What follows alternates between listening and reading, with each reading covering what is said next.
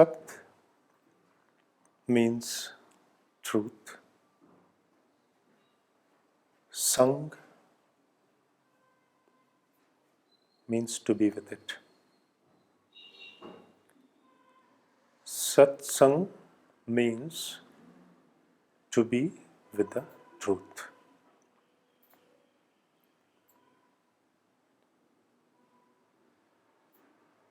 How I can be with the truth? What need to be understood for to be with the truth? Towards that, in today's satsang, we all will make a journey. In the session, feel free to ask questions, and also few questions are also there. Satsang means it's nothing but way of living life. If you are truly a person who has understood the life, who has the maturity of living life,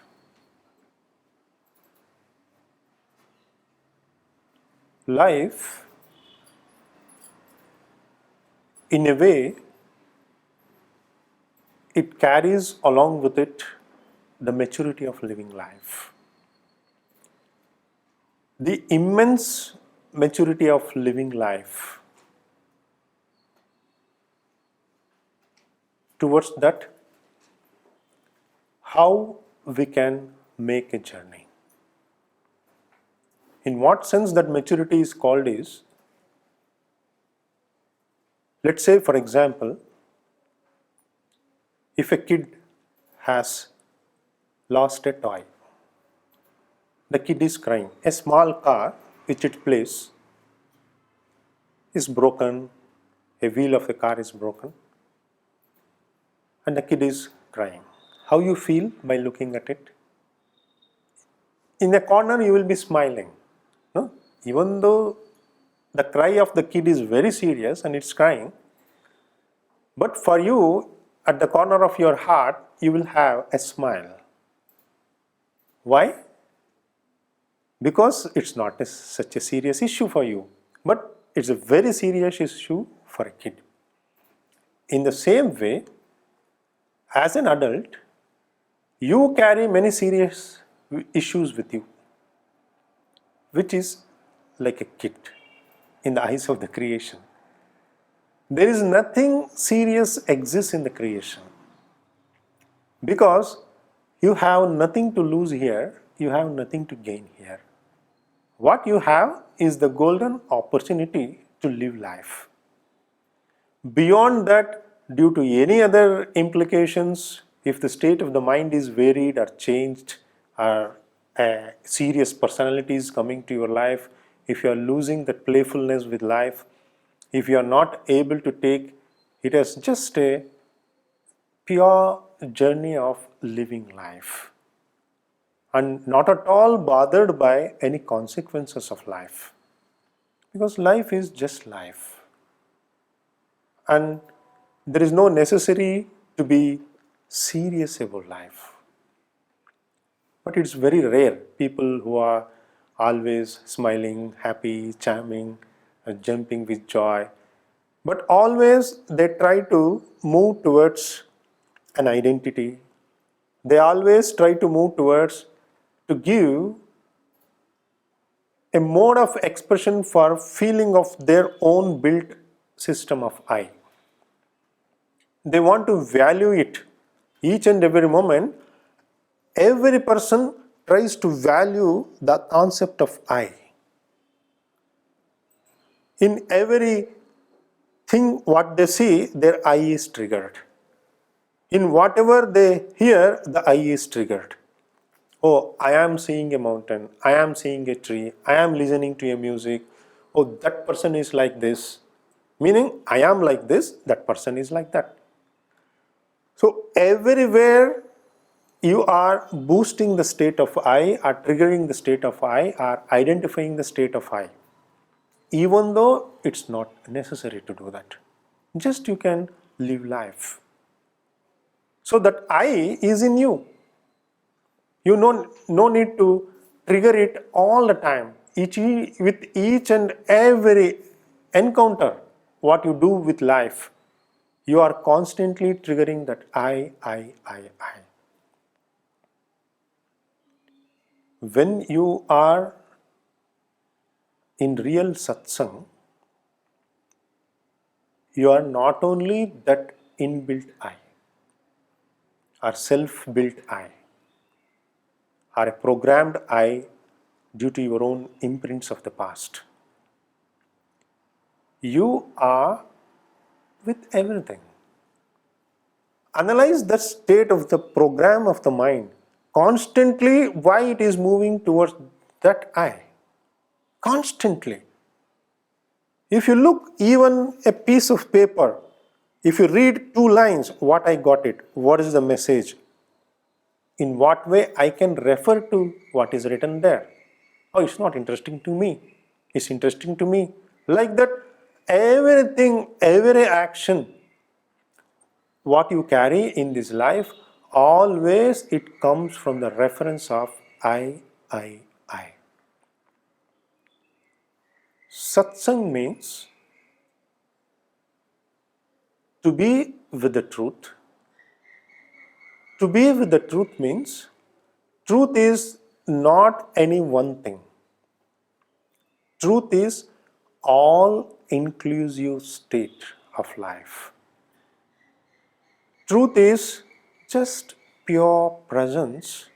The more pure presence without that background of triggered I, the more it begins to extend, that the real life begins to reveal. And you can see how strongly each and every person living on this planet may have that program of I. They want to do something, they want to reach somewhere. Their constant referral point is I. Constantly referral point is I. Nothing matters to them. A beautiful mountain may be there. Oh, it's appearing beautiful to me. Even a mountain triggers that I. Even a moon, sun, ocean, a tasty food what you eat, a sentence what you hear, a music what you listen, everything triggers constantly only that I. Why that program? As long as that I is triggered, so long an animalistic behavior will be there. The magnitude may be less. See, earlier, even if you look at the evolutionary state of humans, the more the I concept, I am an Indian, I hate Pakistan, I am a German, I don't like Dutch. No? The more identity of I, the more identity which constructing your I through something else that you need to identify. Whether your I is constructed due to something else from the outside, or your I is simple presence with all inclusive everything. Once you reach that pure state of the self, which is just presence with all. Presence with all in the sense is such a pure form of life as just life. You can count the moments in your life, how many moments you live like that? Just life as life. Not a life of tomorrow, what can happen to me, how I should live. Not a life of any kind of past, it happened to me like this or like that, that person did this to me, or I don't have anything, I have anything. No. No reference to anything else. Just pure form of life. You are like a walking life, singing life, living life, life in every moment. And it requires nothing other than life.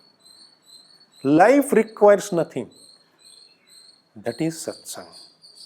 Satsangatve nisangatvam. That's what Shankaracharya tells. Satsangatve nisangatvam. Meaning, if you are with the truth, any kind of attachment you need is dropped. That's what Patanjali speaks as non-attachment. What nisangatve is told by Shankaracharya, non-attachment is expressed by Patanjali. That's why Patanjali, when he starts the sadhana pada, the practice, the second chapter of Patanjali Yoga Sutra, he starts by tapa, swa adhyaya, Ishvara pranidhana. Ishvara pranidhana is the pure state possible out of pure non-attachment.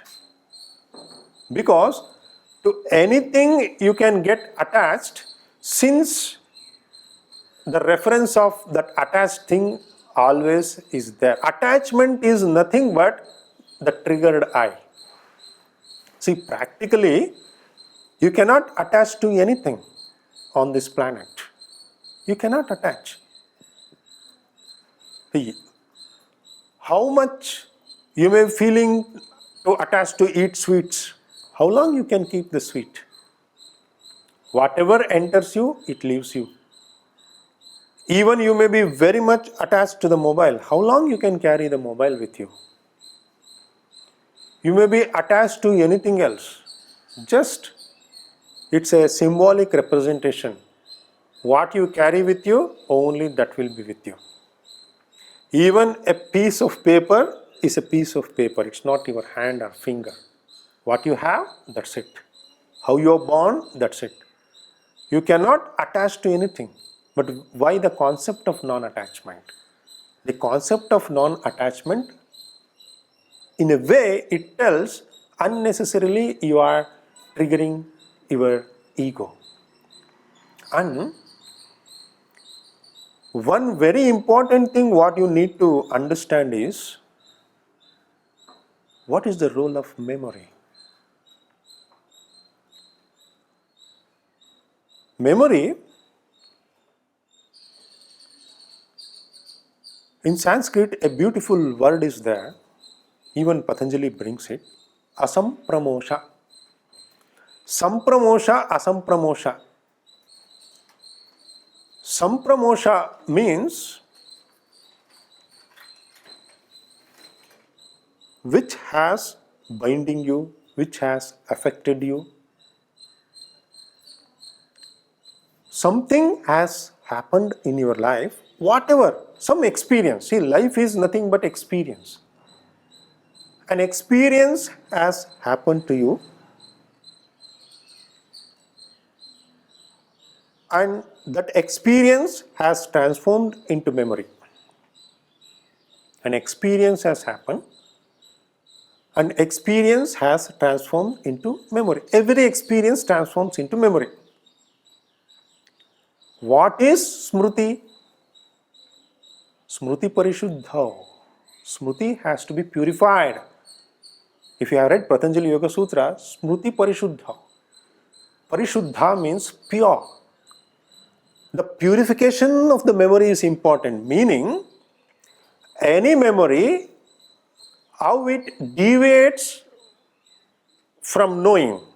See, knowing is different, memory is different. Memory bothers you. Knowing, you just know. You know there is a mountain. You know there is a river. You know there is a road where you have to walk. You know there is a home. You know there is a gate which you have to open. You know. But that is not bothering you. A hill is there, it's not bothering you. It's not affected you. A gate is there, it has not affected you. A home is there, it's not affected you. But you know. Pure memory.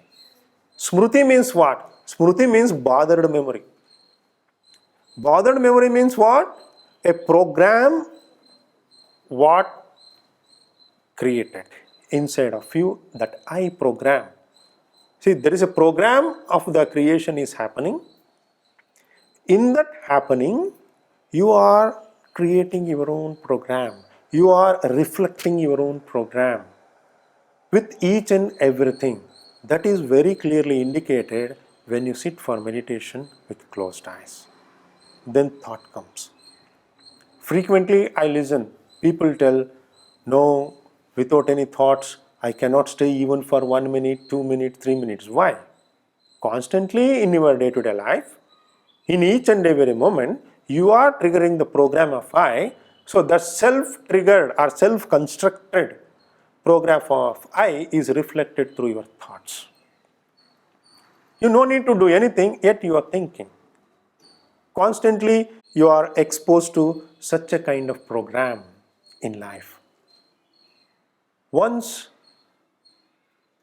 you understand this quality of life with each and everything, with each and every moment, life begins to unfold as life. There are two things: ego unfolding, life unfolding. 99.99999% of the people end up life by just continuously unfolding their ego. There is no space, there is no scope for unfolding of life. The moment the unfolding of life happens, that is satsang. Then you are with the truth. With the truth means then you are with the life. Life and truth are same. As long as you are alive, you are carrying constantly the truth with you. The moment you begin to lose life, the truth is gone. Truth diminishes with you. Each and every person has to have an authentic look towards this. Why I do like a mission? No, constantly, why I trigger my I, and what is the necessity of it? Every person goes on triggering I in everything what they do, in everything what they see, what they hear. Why? What is the necessity of it? Why I have to? Just simple question can change your life. Just one question, and you make it as an exercise in your day-to-day life. Then satsang will be there in each and every moment of life. Satsang means to be with the truth. Once you are beginning to unfold life as life, that is satsang. Satsang can be in the market. Satsang can be in each and everything of your actions. Once that begins to happen, higher satsang begins to happen. Higher satsang means the state of samadhi, to be what is, to be the creation itself, to be the consciousness itself, to be the truth itself, the ultimate, the absolute truth itself.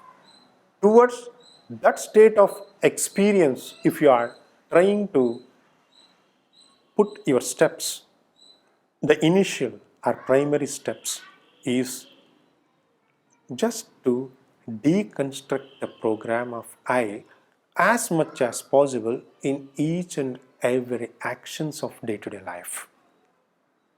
No reference of I. Millions of times you are bringing the reference of I. I am feeling good with the sunlight. You may be in front of the beautiful sunlight. I am feeling good. It decreases the value of the sunlight. Just sunlight. A shining is there. You shine. Like that's it.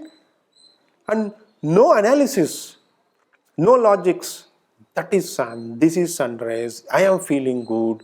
How much logics and reasons is there? Instead of just living life. Life, you move always with logics and reasons, good, bad, this, that. So it's like if a beautiful flower is there, if you look at the flower, you no need to dissect the flower.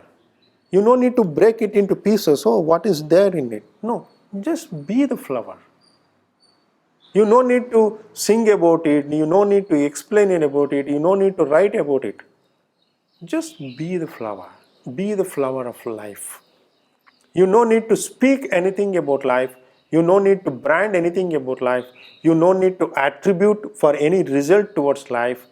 You no need to gain anything in life. You cannot lose or gain nothing. It's all just the human mind conditioned game. You're all trapped. Beyond this, just live life. Towards that, how you're going to evolve life, that is satsang.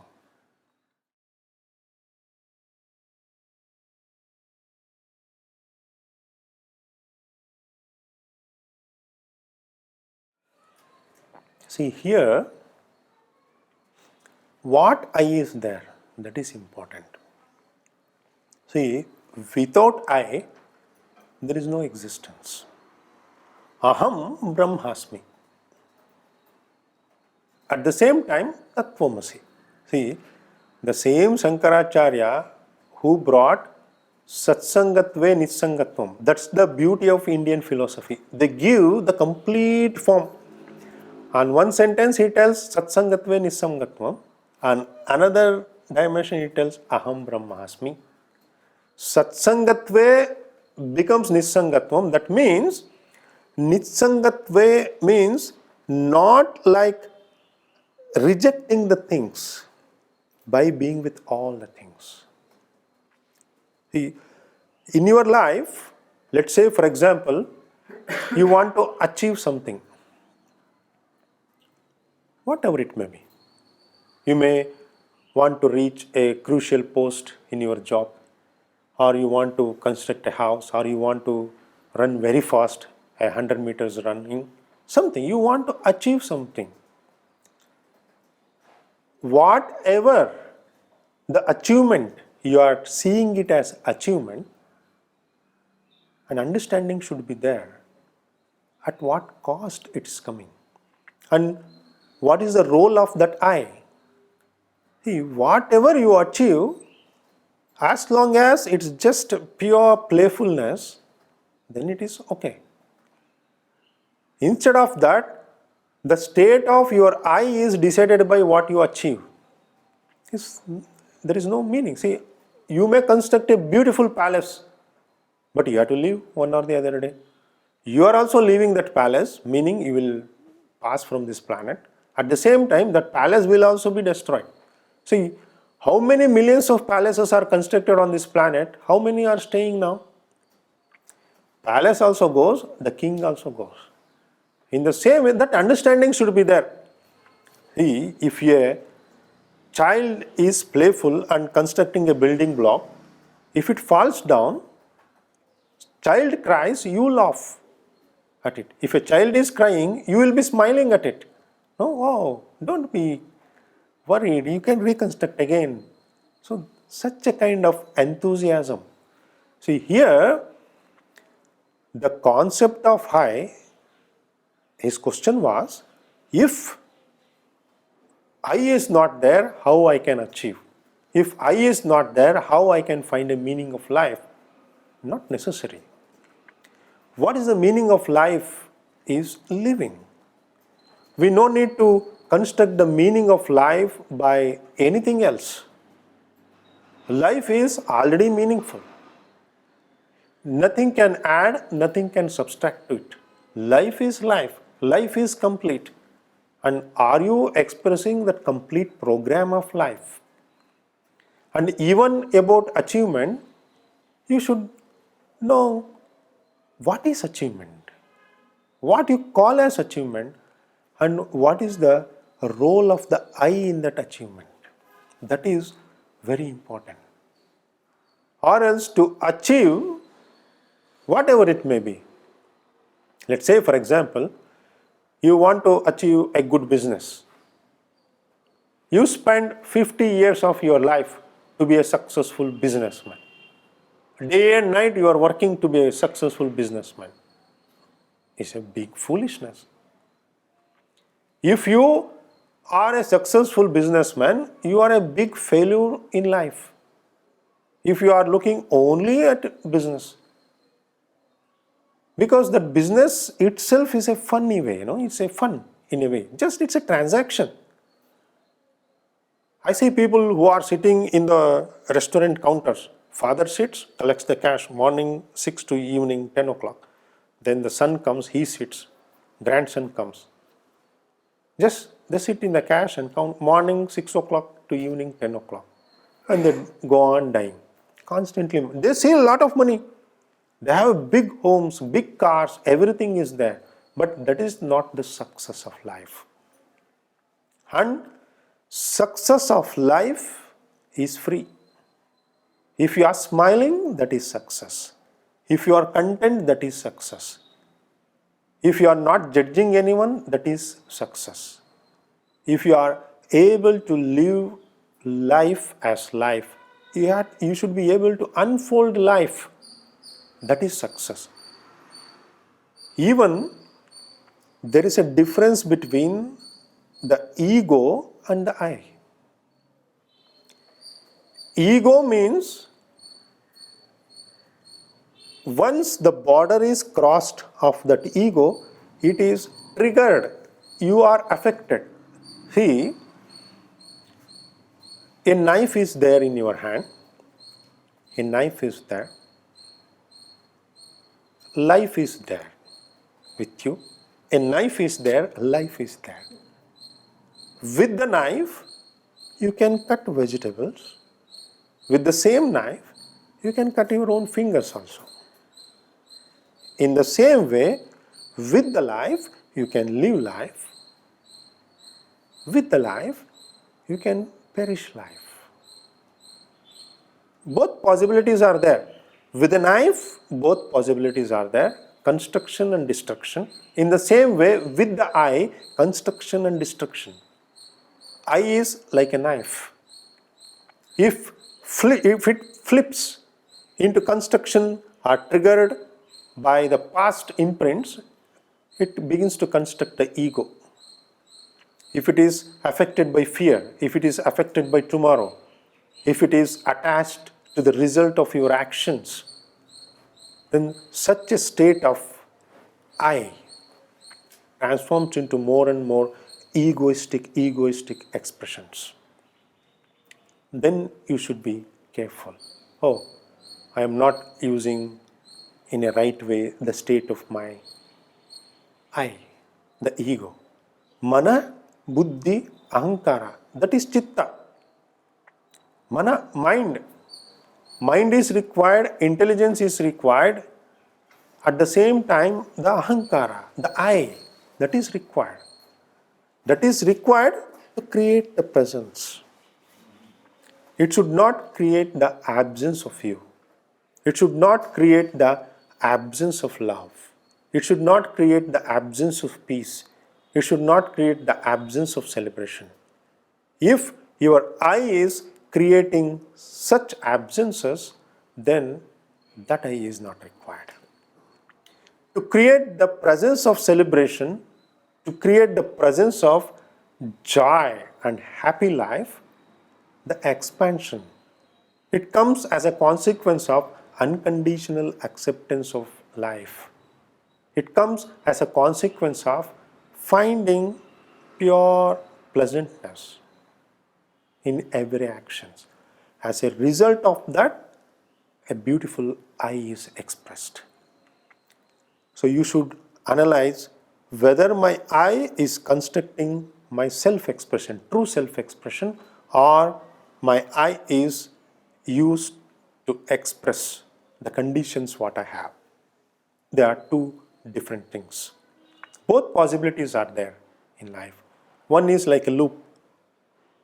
Once you begin to fall into the program of strongly constructing that egoistic I, constantly you will be in a vicious circle. That's why karma is indicated by a cyclic process. Once you are stepping out of it, and once you are able to find the true self-expression, for that if the I is used, then it's a beautiful journey. Whatever the actions you do in the outside, it doesn't matter. See, in life, there is no difference between actions.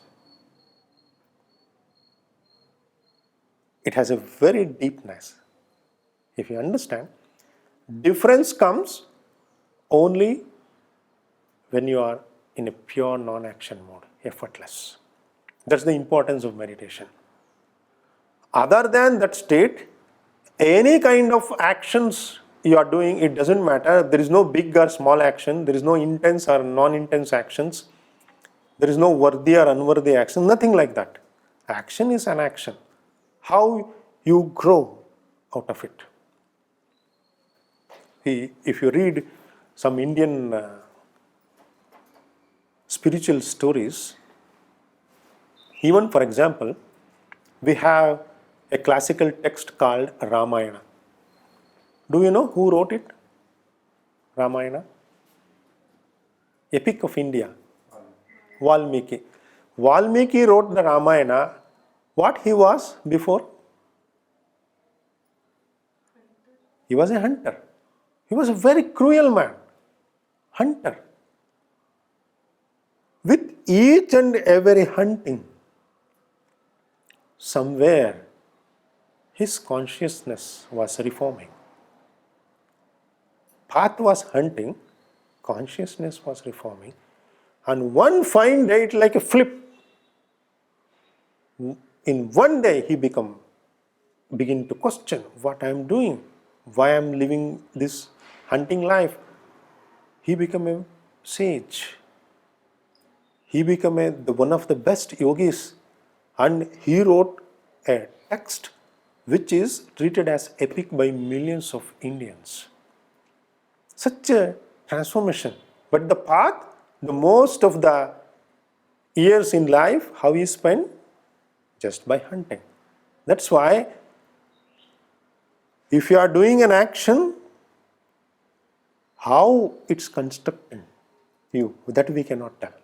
That's why we should not condemn or criticize any persons outside the world. If you can do something good, you do something good. Don't waste your energies, because everything is a well-set program. Everything is a complete. It's a divine expression. We are here just to be present contentfully in this divine expression. The role is to what extent I can bring out my real self. To what extent I can bring the real love, the real joy, the real celebration within me. It has nothing to do with how they are, who they are. Nothing matters. No caste, no creed, no nationality, no color, nothing matters. Even an ant you should love. Even a bird, even a human, you are love. It doesn't matter. Whatever comes to your zone, you radiate that love. So such a pure expression, when begins to unfold from you, then you are in the right path of life.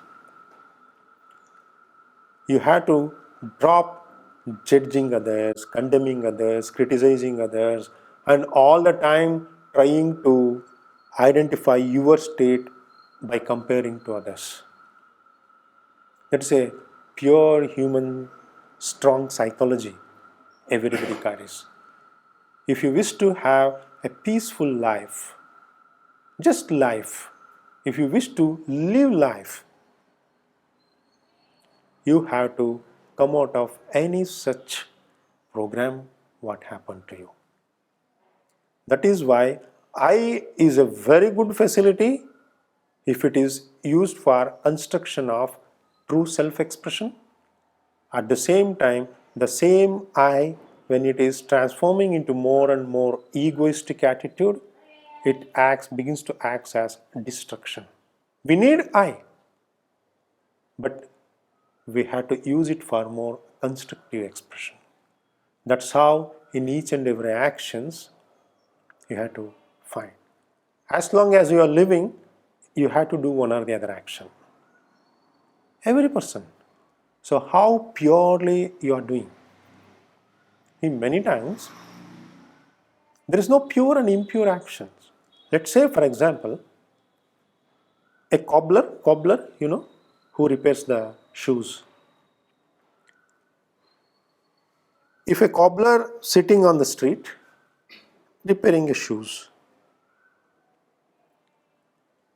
at the same time, a person inside a temple worshipping the God.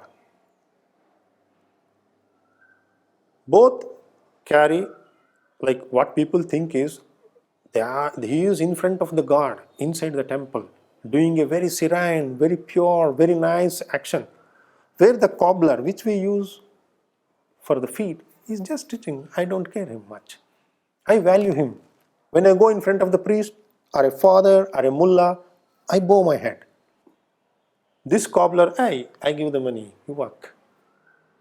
Attitude of the people. No. For example, a priest inside the temple, if he is doing and if he brings to you, how much money I get out of him, how I can use it for me. If he is looking from that ego, it's not a divine action. At the same time, if a cobbler stitching your slippers or shoes, and he thinks, I have to stitch it properly. If that person somewhere walking or climbing a hill, walking on the street, if the slipper breaks down or the shoes breaks down, some thorn may prick that feet, he is divine. A person in front of in the area of the divine may not be divine, but a person who is stitching can be divine, because he is finding himself in others. Because if it pains to me, he knows the pain. In the same way it pains the other person. So he wants to share the love. That is why no actions is supreme or inferior. It depends on who you are in your heart. It depends on what message you carry in your mind. Whether you are carrying the message of boosting or triggering or building the program of conditioning, or the message what you carry is to dissolve any kind of reference of I. If you read Patanjali Yoga Sutra, most of the time people think the concept of pratyahara. Pratyahara means that withdrawal of senses. No, it's absolutely wrong translation. Who don't know yoga, they might have translated it as withdrawal of senses. No. Your I is not triggered. It is entirely two different things. Whatever it may be. To withdraw the senses, you have to force, you have to act. Some effort is there. It's a pure effortless path. If you are absolutely effortless, the importance of effortless is it unfolds the life. The more you are in effort, always you are effort with something else. Always, effort is always with something else. See, if this is the hand, how fast I may make like this, it will not produce any sound. If it is there, then only it produces sound. It creates, one more thing is required to create an effort. In the same way, only one thing, the true self, it has to unfold. When the true self is unfolding, whatever you are perceiving through senses, that will not create an effort. And perception is also an effort. Why you have to perceive something? Because any perception always happens from the background of triggered eye. See, without the triggering of eye, there is no perception. It's an expression. See, this is also, if you know the depth of yoga, a great hint is there in the state of pratyahara. Nature is there around us. Consciousness is there, which is the manifester of nature. So, nature is the manifestation of consciousness. Both are everywhere. And this nature remains as nature, separate, because perception is happening. Because sense is triggered. Instead of that, pure presence, nothing in particular to perceive, no sense is triggered, you are in the pure state of pratyahara, then is a pure state of union or oneness of conscious and nature. Pure state of containing of manifester and the manifested part and the process of manifestation. All are together. The Purusha, which brings out the Prakriti, is together. Purusha is here, Prakriti is here, and they are everywhere. That's why it's a playfulness, yin and yang, plus and minus, Shiva and Parvati. By whatever Ida and Pingala, whatever the name you call, it's everywhere. From micro to macro level. The more you feel it everywhere, the less the I, less the triggered I. So once you begin to understand this dimension of life, a pleasantness comes. You begin to live life beyond any triggered ego program. Living life. You no need to have any frame, any definitions, any theory, any conditionings. Just pure life as life. When you constantly move towards that, that is satsang. So in a way, how you handle your I, that is very important in life. That is the very biggest tool. How you handle your mind, that is also very important. You may have a very beautiful body, but if the mind is not proper, what is the use of that body? See, many animals, a butterfly has very many beautiful colors on it. By chance, if you drive on a butterfly, imagine you are driving a car, accidentally a butterfly came, you went on that, butterfly is killed. No enquiry, any police enquiry will be there. Because it has a no valuable mind state. It has a beautiful body, but no valuable mind state. So value comes due to the state of the mind. That is very important. Mind. At the same time, intellect. Intellect means what choice you are making. You may have a very nice state of mind, very beautifully looking body, you committed suicide. You made a choice to commit suicide. Both are gone. If you have an intelligence, you know life is to live. I am fearless for any consequence of life. I am ready to face whatever may be. It's okay. It's a situation. Life is different. Life situation is different. Life situation is just a life situation. I live my life.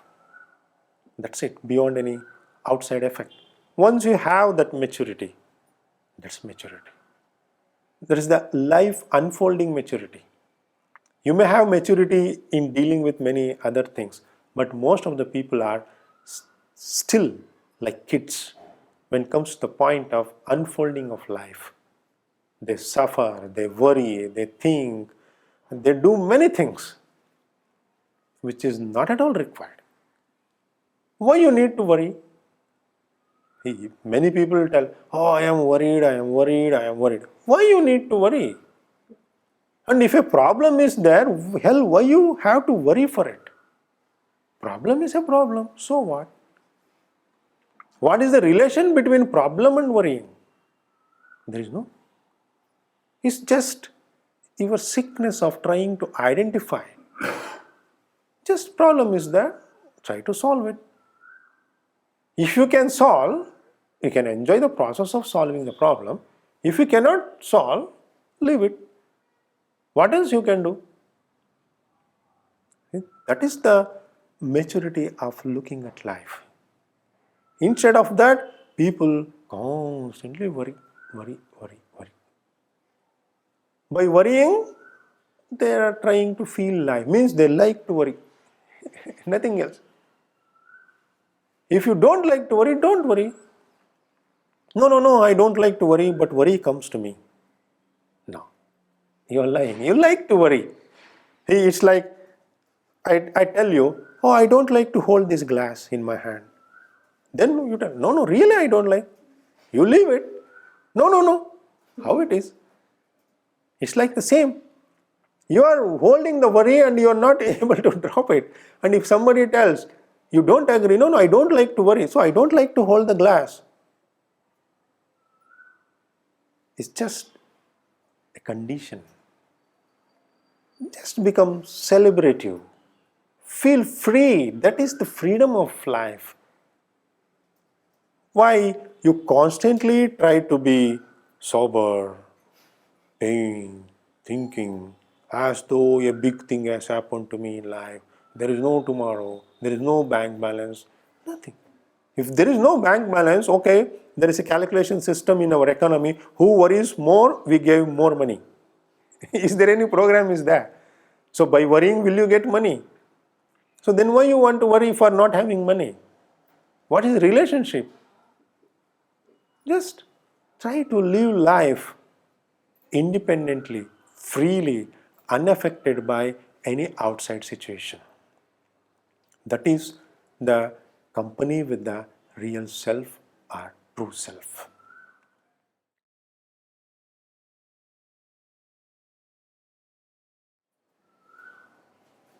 The first question, why you want to define that I? Who am I? Who am I should be understood who I am not. That is why Shankaracharya brings the concept of neti. Neti means like I am not that, I am not that, I am not that, I am not that. At the same time, he brings aham brahmasmi, I am that, I am that, I am that. Both is there. I am that also, I am not that also. Even to the body, you can tell, I am this body. At the same time, you are not this body. It's true. Life is everything, and that everything is I. And it's like whatever the shape, who am I, is like a clay. You can give any shape to it. For a clay, if you give the shape of an elephant, it becomes elephant. If you give the shape of a dog, it becomes a dog. Anything. In the same way, I can be anything. You can be anything. That's why you no need to construct any definition for I. The I is pure presence. presence in the sense it's inclusive of all inclusive state of pure presence.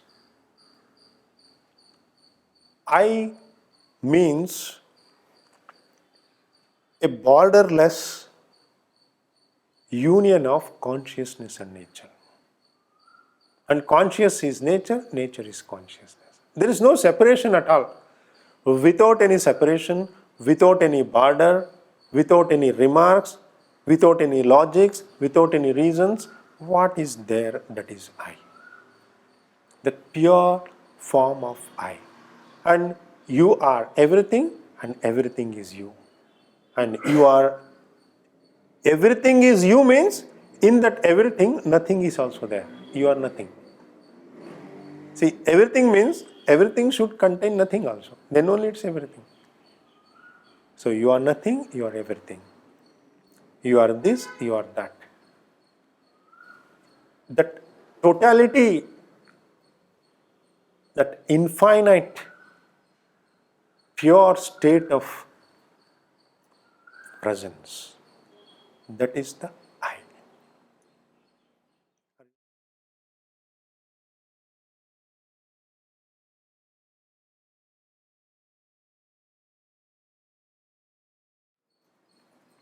Language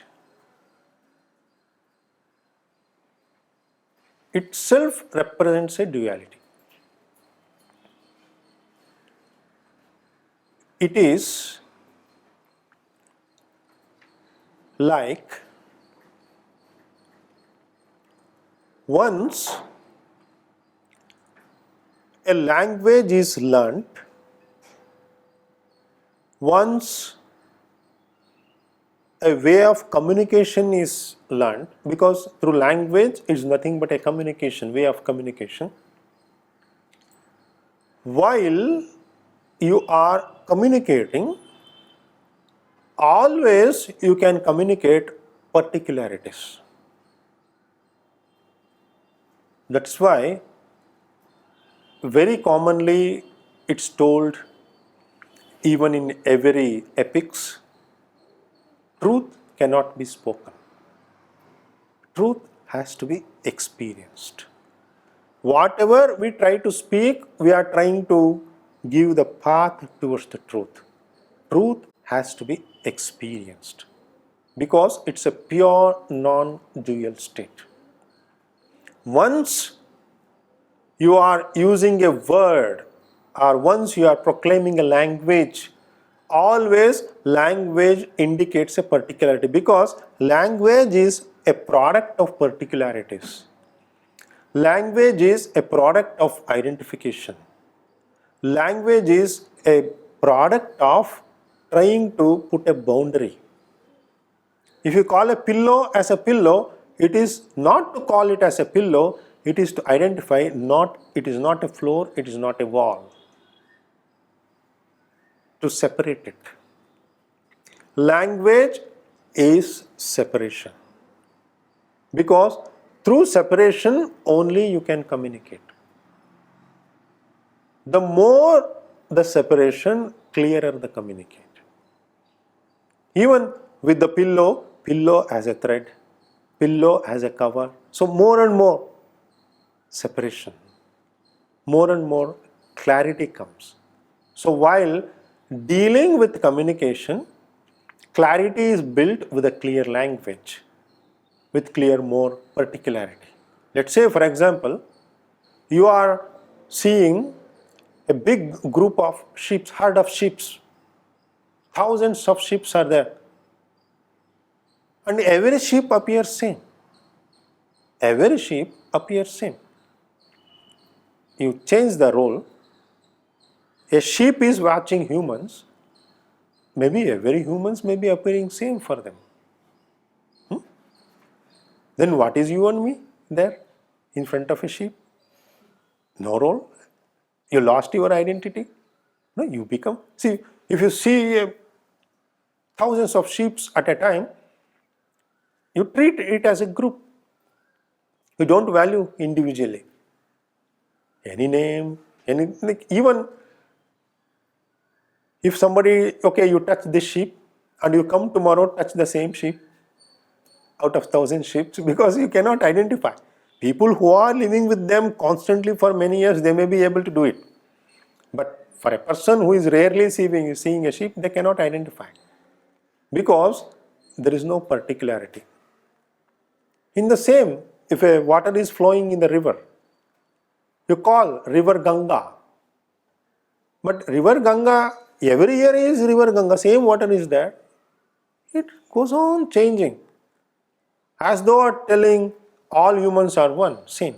Of course we are same and one in a different angle. But from the angle of identification, we have different names. Even in the names, again, you have different organs. You identify. The more clarity, more specialization comes. So that is the development of language. Language is for communication, not for any other purpose. If the language is used for the expression of pure self, then you fail. That's what happens in many practices. They try to bring the spirituality through languages. They tell, you are sitting here, be peaceful, imagine a tree, be like a tree. Like that, many nasty things they do in the name of meditation. The spiritual world is so corrupted. It's full of illusions and imaginations. No. The more and more you are moving towards spirituality, the more and more presence is created. It is in absence of any language. Even you have to observe your thoughts. See, when you are thinking in one or the other language. Maybe in your mother tongue, maybe in English, whatever may be. Even in your thoughts, the language has entered. That is one of the advantage as well as very big disadvantage also. Language becomes a big barrier in experiencing the non-duality. Beyond language, you have to experience life. That's why, to break this barrier of language, Osho, one time he brought a technique, gibberish language. You speak whatever you feel, whatever you feel, you speak. Why not? Just to cleanse. From this concept, they try to bring it as a meditation. But it's not a meditation, it's a process of cleansing. See, process of cleansing means you can do once in a while, not on a regular basis. That itself becomes a language then. See, language means what? Language means an expression, a programmed expression. Anything. Body language is there. Even though you are not speaking, what is body language? Programmed expression. Each person has a differently programmed expression at the body. Language of the mind, programmed expression, the mind state. In the same way, even though you are speaking a gibberish language, every day if you are practicing, then that itself becomes a program. You are catched in that. You are prisoned. The technique itself creates a prison around you. That is why in the state of meditation, you should be able to drop each and every techniques. No technique, no movement. See, it's a pure effortless. Language creates an effort. Language always creates an effort. Without an effort, there is no language. See, the moment, even if I am speaking English, you have to understand. You should know the word. You should recall the memory. You should know the meaning of the word. You should have to relate to what is your own understanding of your life, your own level of wisdom of knowing life. So like that, constantly an effort is created in you, mainly because since I am speaking a language. So language always creates a duality. Satsang means you listen to a language which tries to move towards non-duality. Language is spoken to drop the language. Posture is practiced to drop the posture. Pranayama, the breathing is practiced to stop the breathing. Meditation is practiced to stop the mind. Like this, if you are speaking, the speaker has to be dropped. Speaker has to be dropped. He has nothing to speak, but yet he is speaking. There is a different beauty that we can identify. Even when you are listening to any talk, any discourses, if you understand the science of the self, when we are seeing some YouTube, in 1 second we flip, because in the moment when you listen to a talk, you know whether the speaker behind is dropped or not. If the speaker is trying to speak, it is not an interesting thing, because there is a separation is built, there is a concept is built, there is a theory is implemented. When the speaker is dropped, only the speaking is there, speaker is dropped. That is a pure state of communication which builds a non-dual state. From this angle, when you understand each and every language, what we use as a language in day-to-day life, that creates more and more and more duality.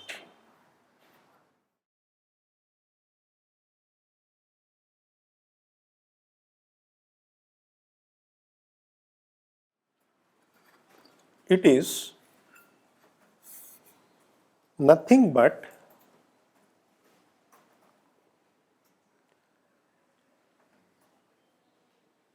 what is life for you. Always, addiction to sense perception comes in what you are finding life. What is life for you as life?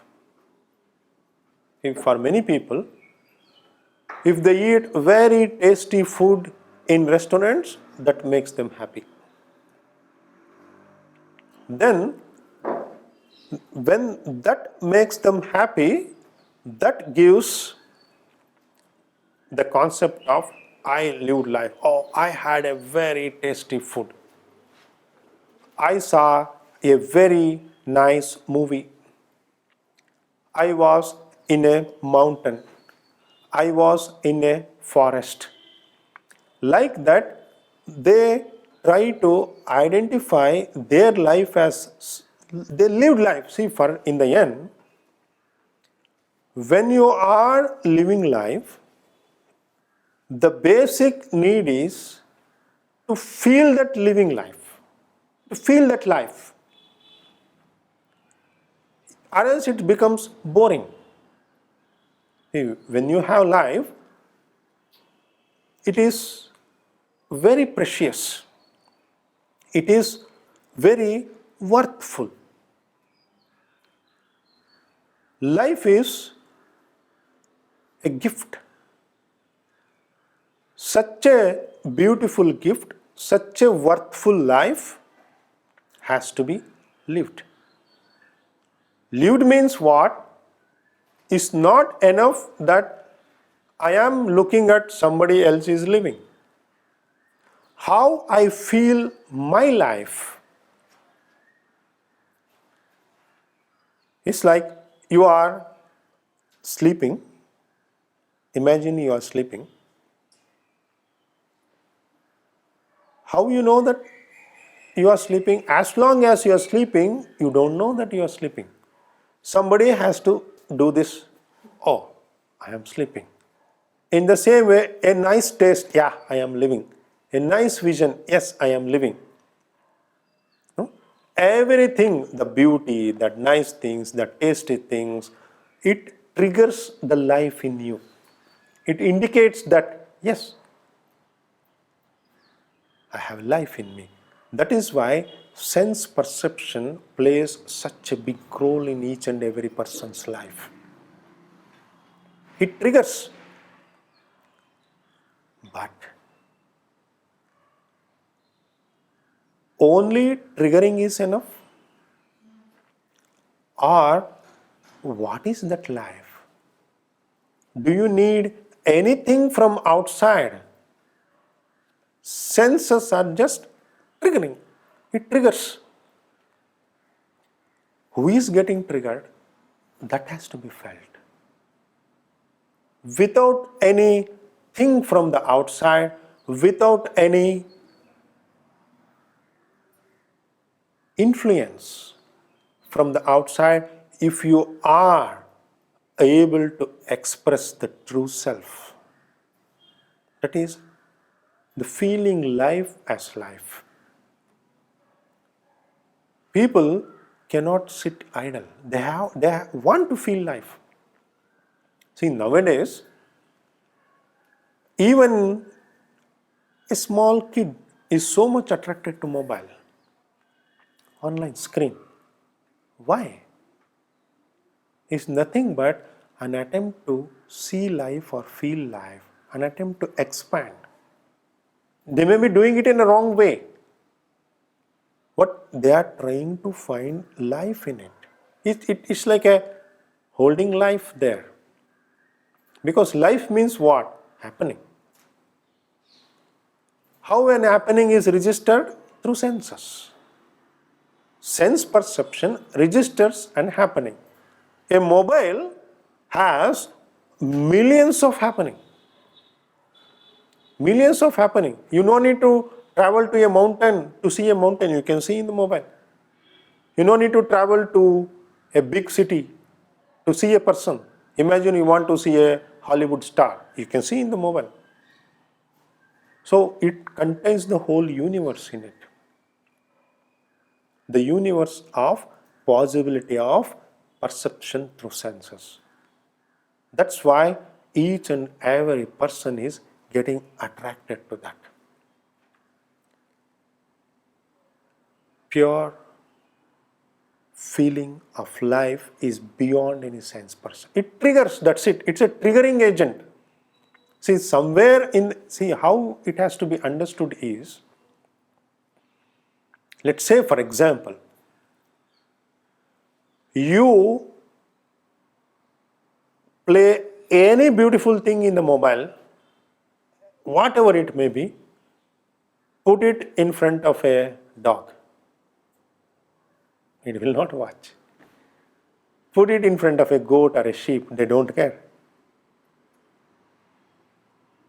Because through the sense perception is a tool. Without sense, self-reflection is not possible. If a tree is there, I need a sense to feel the tree. Through tree, if I am finding a tree, what actually I am finding? I am finding me. If I am not here, there cannot be tree. If I am not here, there cannot be star. If I am not here, there cannot be mountain. If mountain is there, on one end, if mountain is established, on other end, I am established. On one end, if tree is established, on the other end, I am is established. Through senses, we get established. And it indicates, hey, you are present. It's like if you are sleeping, if you do like this, oh, I am alive. I am not only the sleep. In the same way, the more and more reformation of the senses begins to happen, the possibility of self-reflection becomes stronger and stronger. That's why humans can see so clear. They can speak so clear. They can touch so gentle. The possibility of expression of range of sense perception is so high and so self-reflective. For an evolutionary path, sense perception is needed. Because without sense perception, you are a matter. A matter is just a matter, it lies.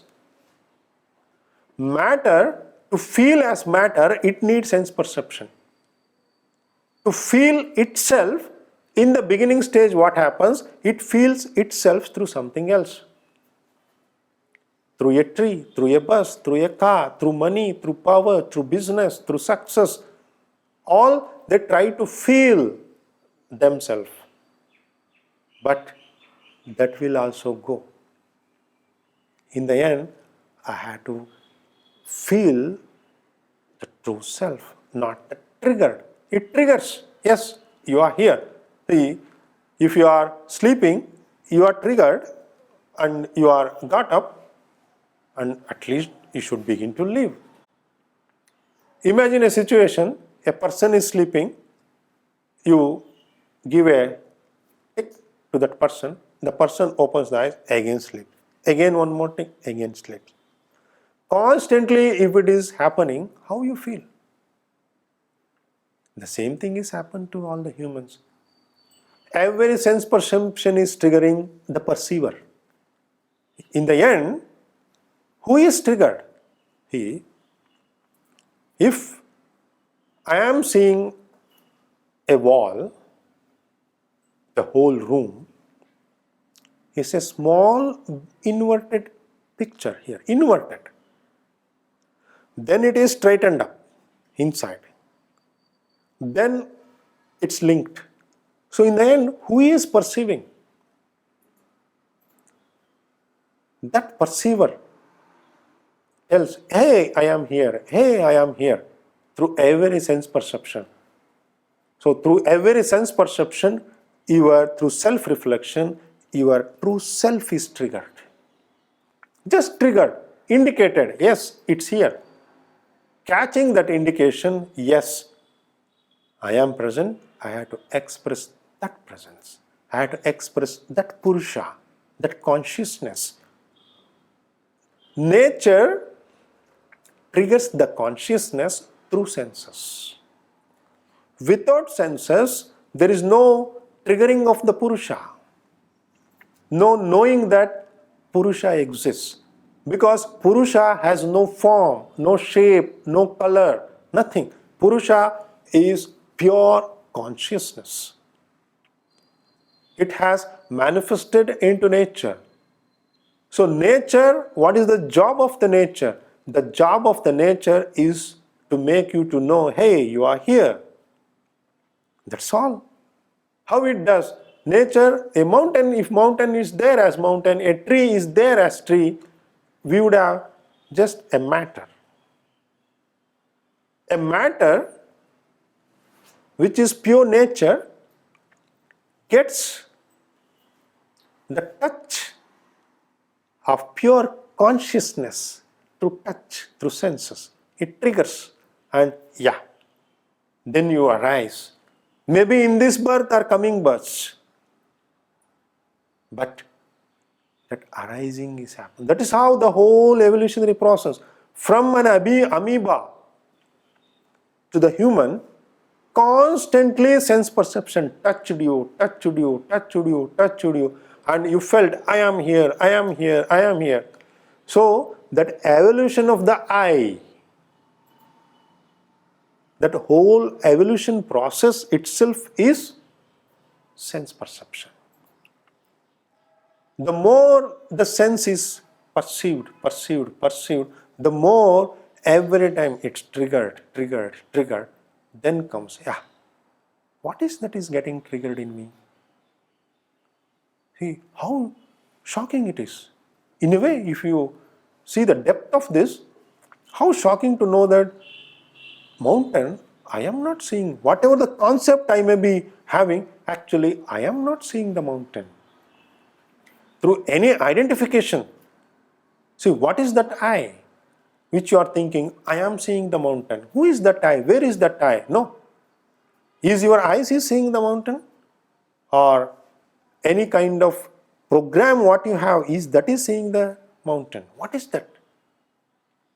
Everything what I perceive through the senses, for whom I am perceiving, I am not perceiving for any conditioned state of the mind.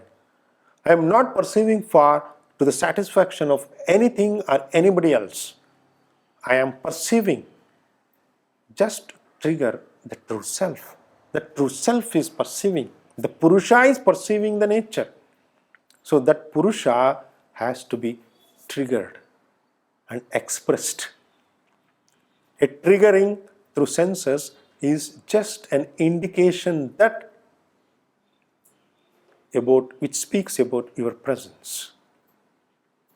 Once you know that a beautiful presence is there in me, then to channelize and to blossom, to flower that presence. That process is meditation. That process is pratyahara. To guide to that process is what the sense perception does. Actually, what happens is, normally people what they do, imagine they get happiness from eating a nice taste food, for example chocolate. Frequently I hear, whatever I do, I cannot leave eating habit of eating chocolate. They are so attached to it. That's why Patanjali speaks non-attachment. See, all these are connected. Once you understand, I like chocolate, I am eating, and who is feeling the taste of it? Who is feeling the taste of it? Is it my tongue? No, you are not. Your tongue is not feeling the taste. Then who is feeling the taste? I am not feeling the taste. And who is feeling the taste? Indicatively, through the taste, he is creating his presence. He is telling, I am present. Feel my taste. Feel my taste. You are feeling the taste of the nature to feel the taste of the consciousness. You need a medium. But medium is not you. Whatever it may be, sense perception is just a medium to know you are something else. That is the path of spirituality, the path of knowing the self, the path of self-reflection. The more and more the self-reflection happens, self-revelation happens. Self-expression comes. Once the self-expression begins to happen in life, then a kind of contentment begins to happen. A kind of peace descends to your life. A kind of bliss. That all-inclusive state. That is why Ananda. If you read Indian philosophy, the state is expressed as Ananda. A pure contentment, joyful state. Through a taste, through a beautiful vision, you are feeling that Purusha. See, in the end, if you understand the program of the senses, even though you are feeling a nice taste of a nature, actually you are feeling the Purusha, because nature is the product of that Purusha. Prakriti is the product of Purusha. Nature is the manifestation of consciousness. If you can feel such a tasteful thing, such a nice touch, such a beautiful vision, such a nice music, it's all coming out of Purusha. Then it's showing a glimpse. See, imagine there is a very tasty food, beautifully cooked. Just you are done like this. That's it. That indicates, oh, there is a tasty food which you can eat. A story is there. In the same way, that story is there within us. That infinite, unending. That's why it's called bliss body. That's why it's called Anandamaya Sharira, the blissful. So it contains everything. It requires no addition, no subtraction, no future, no past. It is by itself is complete. That is indicated by sense perception. It indicates the taste of Purusha through nature, the presence of Purusha through nature, indication. So then a path is there, a triggering is there, a feeling is there, which is felt. Through that route you go and you find. That's why sense perception is a very important phenomenon in the whole evolutionary process. Senseless, that's why we call senseless. How senseless? See, you and me are talking now in this hall. Even how senselessly humans behaved. How many peoples were killed, butchered in the name of religion, in the name of country, in the name of war, in the name of possessions. How many millions, billions people are killed so senseless? Why? Because of not getting exposed to the state of Purusha. Once you get exposed to that state of Purusha, all your aggressiveness stops.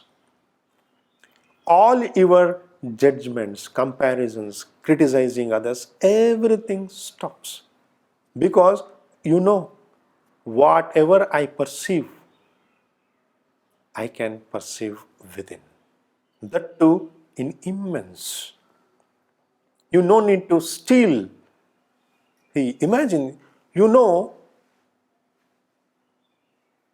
you have billions of euros, money. And you don't know it. You know it and you don't know it. It is a two different state. If you don't know, everything becomes a struggle. Every actions, you are struggling. In everything, there is a fight, aggression. You try to steal even 1 penny, 1 cent. You try to steal because you don't know you have that treasure. In the same way, every aggression, every judgments, every comparisons, every wants, every desires, everything, what creating an effort. Because you think through that effort, I can reach. Through that effort, I can attain something. Through that effort, somewhere I can go. No. Beyond all this, once you begin to understand, yes, that immense treasure is there within me. That immense, infinite quality of Purusha is there from whom everything is getting unfolded. Whatever the taste, whatever the vision, whatever I perceive through senses is the product of what I have within me. Once that treasure is found, once that path is traced, then automatically you are getting affected through outside influence stops. Then all the wrong directions what you are taking in your life, it stops. All the choices, all the effort, all the worries stops and meditation starts. That quality of life, once it begins to unfold, a beautiful process, what happens is your karmas goes on dissolving. Or else karmic imprints moves you into trying to find something from outside. It triggers you. How severe may be any problem, it is the product of karma. How severe it may be. How to dissolve it? start the process of meditation. Start the process of touching the Purusha. Because every problem, whatever it may be, whatever the sense perception you are trying to make, everything has a root and a solution in the field of Purusha. Every day, if you are able to spend time to that core, to that source, in the true self, that begins to solve, that begins to be a remedy for any issues what you may have in your life. So when you look at the ability of sense perception, it goes from starting from the whole evolutionary process till the expression of true self. Everything is precious. This body is precious, sense perception is precious, your mind is precious, your energy is precious, your wisdom is precious, your soul is precious, and they are all equally precious because they all reflect the same Purusha. So, to how you are using these tools to feel and express that preciousness, that decides the quality of life. Quality of life in the sense whether the unfolding of life as life is happening or the unfolding of karmic imprints or unfolding of your conditioned mind state is happening. That transformation has to happen through the ability of sense perception. And sense perception has to save you. See, if you don't have sense perception, it's very difficult to live. You should know there is a wall. You should know there is a street. Then only life can be organized. Sense perceptions has to be used towards organizing life, not towards get just distracted. Destruction through senses. Construction is also possible, destruction is also possible. If construction happens, sense perception is a big boon. Boon, a big gift.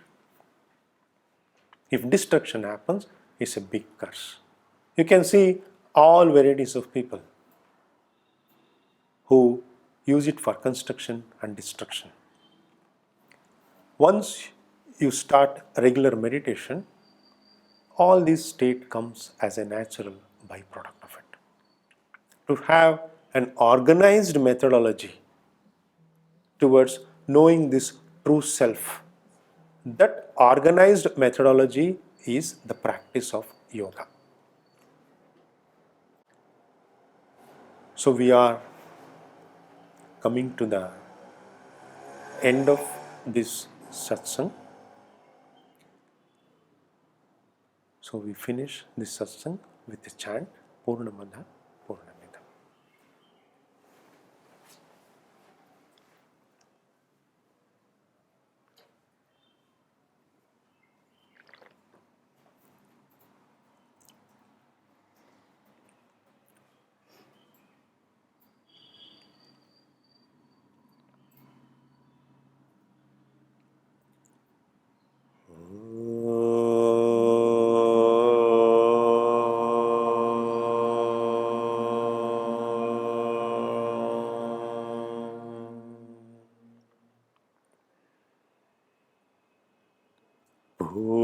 Purnamada Purnamidam Purnat Purnamudachyate Purnasya Purnamadaya Purnamevavashishyate. Om Shanti Shanti Shanti.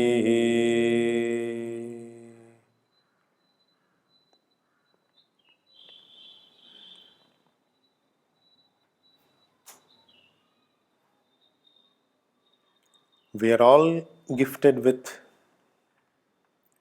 surrounding of completeness. Since what we are all surrounded and what we are all made up of is the completeness of Purusha, it's reflected in each and everything. Wishing you all a successful life journey of knowing and expressing that completeness. Finding and expressing that beauty in you and all, that love in you and all, that peace in you and all. Thank you all. All the best.